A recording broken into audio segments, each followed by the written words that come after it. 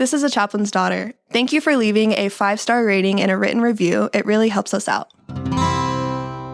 And my admin basically wanted this guy gone. And I was just not willing to do that. You know, he was a young guy. He had a great career ahead of him. He had a wife and kids, pension and insurance, and I was not willing to throw him under the bus. And I just actually took some training a couple months ago with FBI LEDA with a couple of great chiefs who were teaching this class. And they both talked about, when you start getting into administrative, when you start promoting up, one of the things you probably need to think about before you do is what hills you might be willing to die on. Yeah. You can bend, but, to some extent, but what's the moral Rubicon for you? Yeah. You never know what that's going to be, or if it ever happens, but it's something certainly worthwhile to think about, I think, in advance. Welcome to Hey Chaplain. My name is Jared Altick, and I'm a chaplain with the police department. The Hey Chaplain podcast is about talking to police officers who say, "Hey Chaplain, I've got a story to tell and some hard-earned wisdom to share." The guests on Hey Chaplain come from across the world, from the LAPD to Scotland Yard. And they are sharing their wisdom with you so that you don't have to learn everything the hard way. Like my daughter said before the cold opening, anytime you give us a 5-star rating and a positive written review, it really helps the show. Would you please do that on whatever podcast platform you're listening to this on, and then go to another podcast platform and do the same thing, and find us on YouTube and do the same thing, and then find us on Facebook and do the same thing, and Instagram. The more you do that, the more it helps. Today, we are talking again to Phil Reeves. This is part 2 of my conversation with Phil.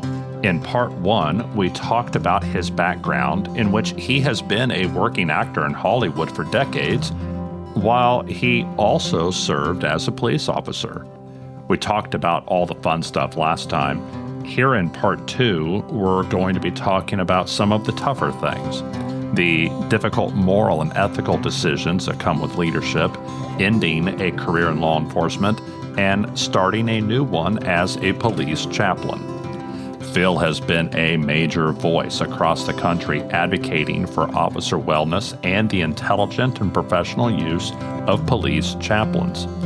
You're going to want to hear the experiences on the street that led him down this path.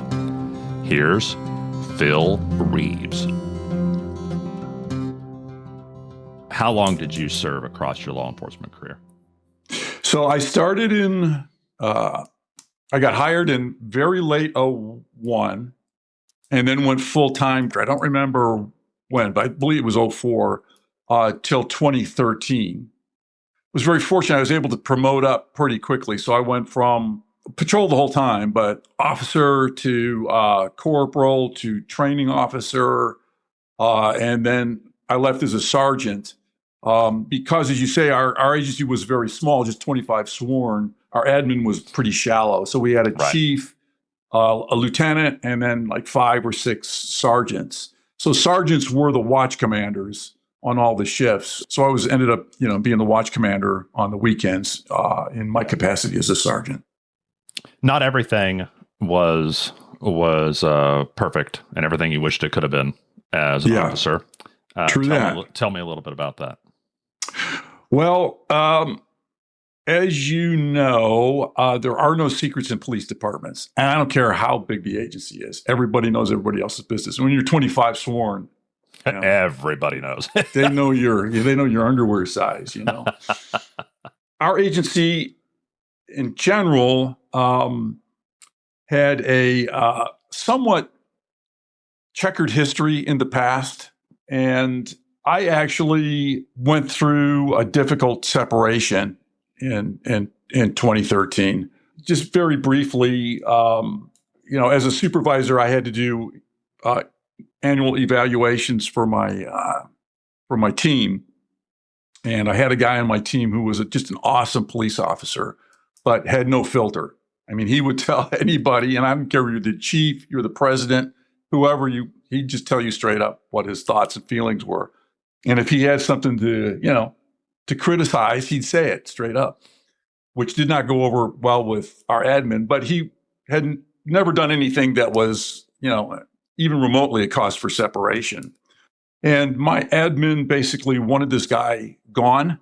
And I was just not willing to do that. He was a young guy. He had a great career ahead of him. He had a wife and kids, pension and insurance, and I was not willing to throw him under the bus. And I just actually took some training a couple months ago with FBI LEDA with a couple of great chiefs who were teaching this class. And they both talked about, when you start getting into administrative, when you start promoting up, one of the things you probably need to think about before you do is what hills you might be willing to die on. Yeah. You can bend, but, to some extent, but what's the moral Rubicon for you? Yeah. You never know what that's going to be, or if it ever happens, but it's something certainly worthwhile to think about, I think, in advance. Not that you're hyper-vigilant or, pessimistic or cynical, because I think you've got to always, whether you feel that way or not, you've got to conduct yourself with hope and happiness as much as possible, and joy in your task. But it is possible that you could be put in a moral situation where you either have to compromise your standards or you have to hurt your career. Exactly. And, I was very fortunate because I had this whole other life. So it wasn't like if I left law enforcement, it wasn't like I needed the job and needed the income, and it was the only thing I could do. So I recognized at the time, exceedingly fortunate in that regard.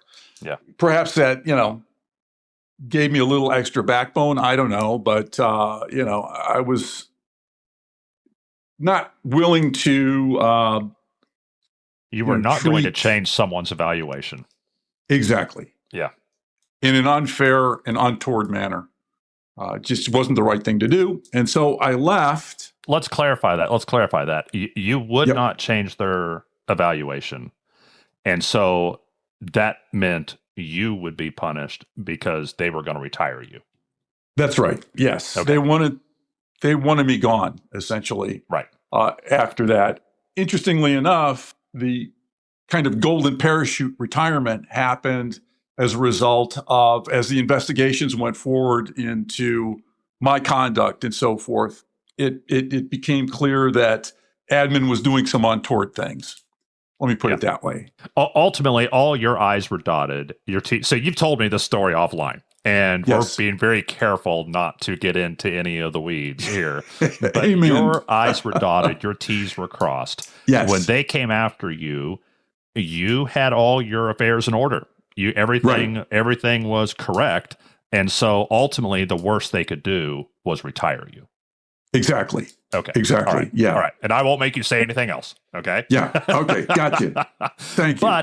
But it is cause for reflection because you went through this and several other things in your career that were difficult to endure as an officer, as a human being. It just is like, man, this is a difficult moral decision. This is a tremendous stress to be under. What did that lead to then? Even though my separation, I think, was righteous on my part, and I felt actually good about how I conducted things. As I mentioned to you, leaving patrol, leaving policing, I felt like somebody just shot my dog. I was it was really tough for me. And this was not at the end of some 30-year career, but I just love the work. You can do so much good as a police officer for people. Yeah. So much good in ways that you can't even know. Yeah. Will affect people positively for the rest of their lives. Yeah. And I could every cop hearing this right now can probably in their own mind think of a bunch of incidents that they've been involved with for which that is true. Yeah. So I really had to take some time to get over that hurt and that pain. As I mentioned to you before, it was in hindsight, once I became chaplain, looking back 2020, it was one of those, I could have used a chaplain moments. Yeah. Because actually in the meeting that I had with admin, when they basically suspended me, I wished I'd had a chaplain that I could have called into that meeting who could have just sat there and been kind of a moral compass to listen to this conversation and not say anything, not take sides, but just being there as a moral presence. Even to go and talk to someone later and debrief in a privileged environment where that's safe to talk to that person, that would have been tremendously helpful for you to digest all of this. 100%. 100%. And I mean, even having had that, I think would have helped my metabolizing those events later after I'd separated. Maybe it would have gone quicker or more smoother or less, it would have just been easier. Yeah. To have some kind of moral triangulation. I felt one of the most difficult parts of it was I felt completely isolated. Yeah. People that had been friends of mine were talking to me. These were people that, covered my six and I covered theirs. Yeah. I took some time to, decompress and sort all this stuff out. And then some years later, in 2017, I ran across something, I forget where I read somewhere, that LA County was looking for chaplains to work with patrol, not to work with their incarcerated folks, but to work with patrol, with the line folks. And I thought, hey, you know what? Having been through what I've been through, and even as a supervisor, you're kind of a spiritual advisor in a way. Yes. You're a mentor and spiritual you are, advisor. whether you know it or not. Yeah, exactly. Absolutely. And so I thought, hey, maybe this is a way that I could pay it forward a little bit. That kind of caused me to look back at times in my patrol days when I thought, hindsight being 2020, in that incident, I could have used a chaplain. I could have used a chaplain when this happened. And actually, that's when I speak to folks about the importance of chaplaincy embed in law enforcement. Yeah, you've got several stories that you tell. I'd like to hear them again if you'd tell them again now. The first one was I was working days. I got a call of a man down in this area. So I'm going in there and I'm looking around and there's nobody. I can't find anything. So I'm driving along and I just look to my side and I see a guy in the yard. And he's lying there. So this must be it. So I get out of my unit and I go up and it's one of these places that stores these big, huge dumpsters that you hydraulically lift on these cables up onto the back of a flatbed, right? Like a trash dumpster type place. And these cables are 2-inch, 3-inch cables. Well, this guy, while he was working with this, the cable had snapped and hit him in the head and mortally injured him. I could tell immediately. I mean, he was not all there, and, the agonal breathing and all that stuff. And I knew that he was dying. And I rolled fire and EMS, but they couldn't find it. They couldn't find where we were. And I went through this process of, do I leave this guy here alone in his last moments to go flag down EMS, who are probably not going to be able to do anything for him, or just sit with him here? Now, I don't know how much he was even aware that I was there, but that's what I chose to do. I chose to sit with him as he died. And that really stuck with me. I could have used a chaplain to talk about, hey, was that the right choice? Help me It is a poignant thing. I've done it. It is a poignant thing to be the only person with someone who's dying. Yes, and that it is. It affects you whether you're a religious person or not. It absolutely right, and particularly a total stranger, just a total stranger. Another time, I was working nights as usual. Heard about a call to our highway patrol about an accident on the freeway. Middle of the night, January, rainy and cold. Go bombing out there. And I pull up on a car. There were 2 women and 3 children in this car, and they were out of their minds hysterical. And what had happened is the male driver, they'd had a flat and they'd pulled off, and the male driver had stepped out of the car, and there was a lip on the edge of the pavement of the freeway, and he kind of tripped over it right into the path of an oncoming big rig that struck him and killed him. And his body was way down the freeway there. Yeah. Just totally destroyed. Yeah. But this had happened right in front of this family. CHP took a while to get there. They were busy on a rainy, bad night on the freeways. So I ended up loading all these folks in my squad car and taking them back to the station. And on the way back, it just somehow occurred to me, I had dispatched, hey, I knew we had a chaplain. I'd never dealt with him before. I heard he was around somewhere. I said, do we have a chaplain? Yeah. He was a deacon at our local Catholic church. Call him. I need him. Have him meet me at the station. So that's what happened. I stayed with his family, and they were just out of their minds, and understandably so. And in through the front door comes this poor chaplain, and his eyes got to be the size of saucers, because I'm like, I was done. I didn't know how to deal with any of this stuff as a cop. I'm sitting in the lobby with these people that are just completely distraught and grieving and in shock. And I said, Chaplain, thanks for coming. Good luck. I'll see you later. Yeah.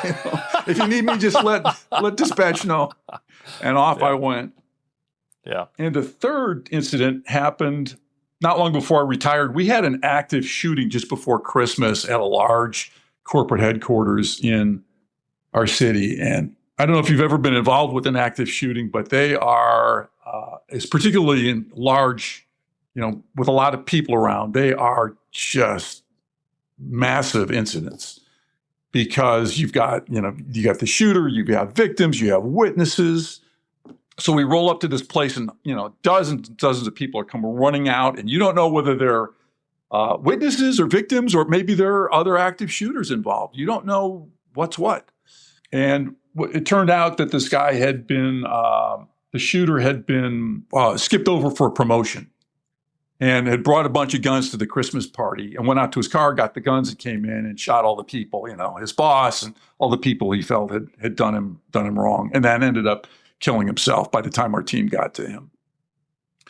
But we had to keep everybody on scene, and get their statements. We had to, it was a whole big investigatory process. The whole world shows up at these things too. I had FBI agents, popping out of bushes with their little Toys R Us badges, Said, how did you get here? Have you been hiding in that bush for a week? Yeah. Thank God. I appreciated them very much for everybody being there.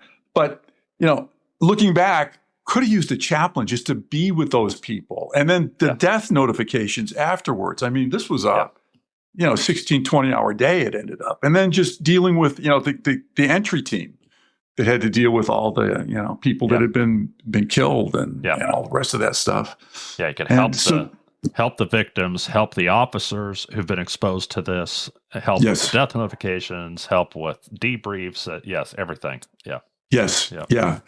So those are my three could have used a chaplain stories, hindsight being 2020. Yeah. Nowadays, you are not only a chaplain for LA County, but you also help other people set up chaplaincy and that kind of thing. Tell me about that briefly. When I started in chaplaincy, I had a massive case of imposter syndrome, because I did not know really what chaplains did, and neither did my agency. And I tell you, chaplains starting out, that's a two-edged sword. On the one hand, the bad side is they don't know who you are and what you're doing there. On the good side, you can make your practice and your ministry whatever you want it to be. Yes. Yeah. So that's for a good chaplain, that freedom is great. For a bad chaplain, that's a dangerous combination. Exactly. And I sussed that out pretty soon. I realized pretty early on that people have put a lot of trust in you and confidence, and they're telling you about the sometimes the deepest and darkest things in their lives. And you can chaplain can cause harm, definitely, if you don't know what your lane is, and you get ahead of your skis, and you don't keep the humility of being able to say, hey, you know what, I need to, this person needs something more than I can offer. They need to go to a clinician, or they need to go to, a 12-step program, or, something to people that can help them in ways that I cannot. A lot of chaplaincy is doing triage.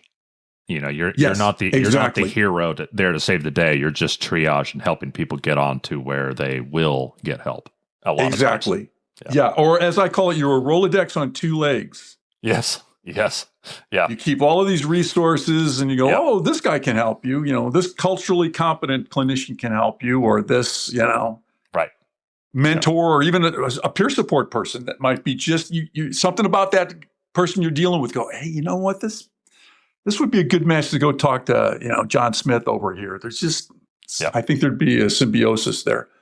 So I decided shortly after becoming a chaplain that I wanted to try to get the highest quality training I could.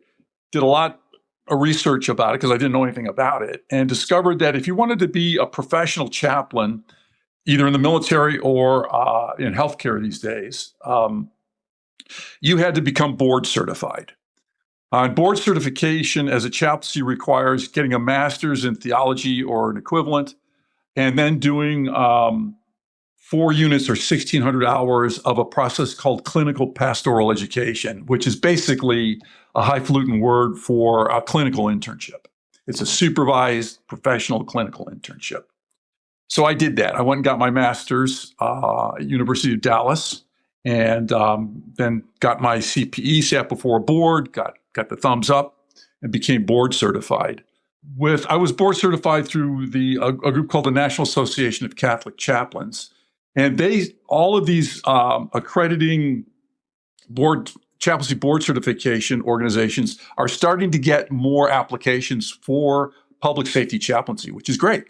There's something in the air. I think there's something going on where there's more interest in this. Yeah. So I've ended up helping the NACC and some other folks develop a tract towards certainly improving the kind of ad hoc hit and miss training that a lot of chaplains have now, steering it into a more acknowledged, nationally standardized, professionalized avenue, providing credentialing that police agencies can rely upon when they're sussing out a new chaplain. Because, our agencies are secular institution, government institution. Someone applies to them as a chaplain, and the agency doesn't know, is this a good person or a bad person?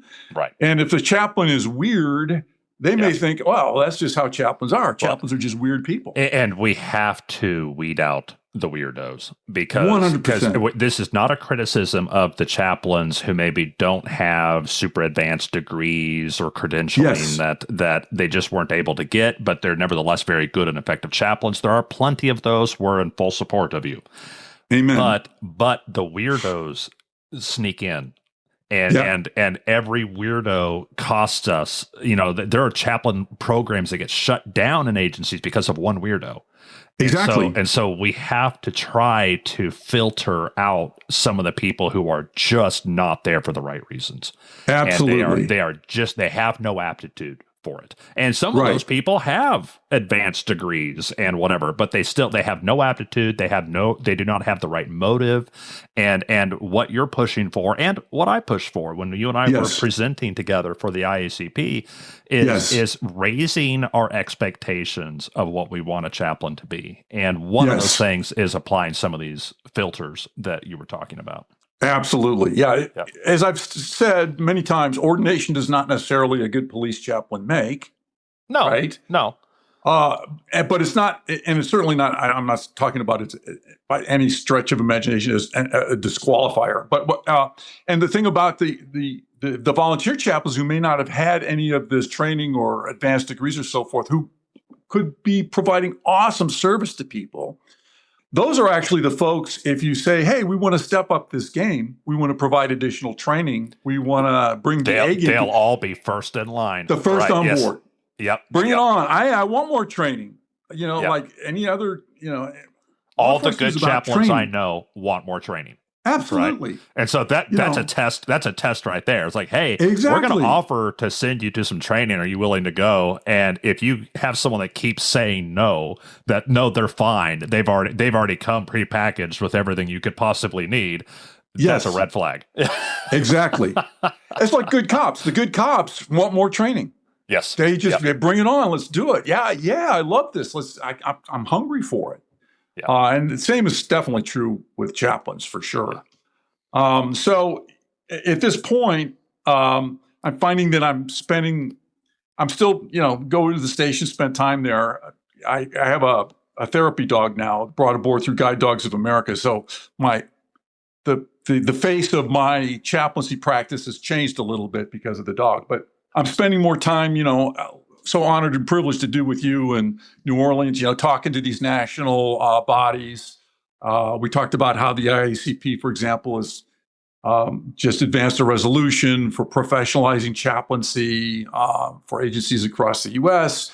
And, I'm writing about it and speaking about it because a big part of our chaplaincy that people don't realize is not only are you making yourself available and accessible in presence to the patrol people, but you're also educating admin and command staff about how to utilize chaplaincy to their advantage. And a lot of agencies don't understand that quite yet. And I get it. It's a new thing, and there's leeriness about church-state entanglement and so forth. But it's one of those things that we've talked about, you and I've talked about before. You can explain this to your blue in the face, to admin and chiefs and sheriffs and so forth. They're probably not going to get it until they experience it. And once they experience a good chaplain in their agency, they're like, wow, where has this been? Why haven't we been doing this since forever, since Robert Peel? We should have been doing this since Robert Peel. Yeah. The military has been, but law enforcement's way behind the game. Exactly. In some places, there's exceptions. Yes. But Yeah.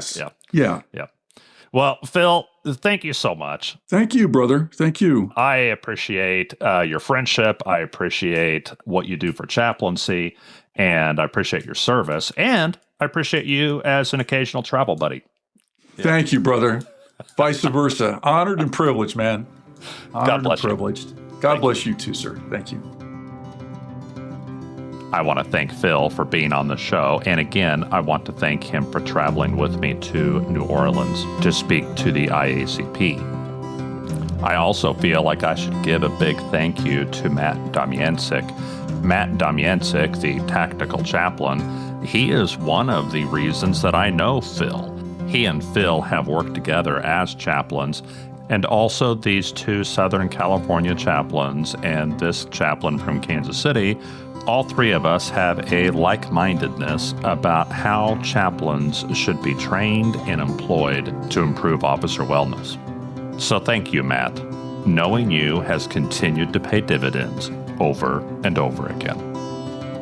The views expressed here are the personal views of the hosts and our guest and do not necessarily represent the views of any law enforcement agency or its components. If you like this episode, please share it with a cop or someone who loves a cop. Thank you for listening to Hey Chaplain, and as always, let's pray for peace in our city.